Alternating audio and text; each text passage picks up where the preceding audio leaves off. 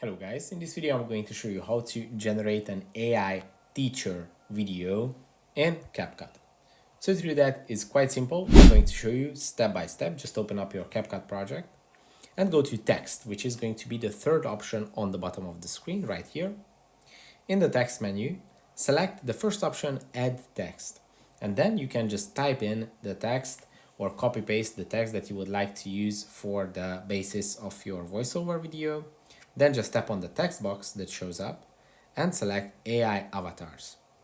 Hey, how This are is you a today?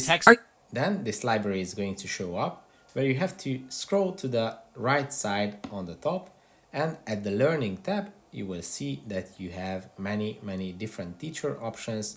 We have cartoons and we have real teachers that you can Hey, how are This you is a today? select and generate your videos.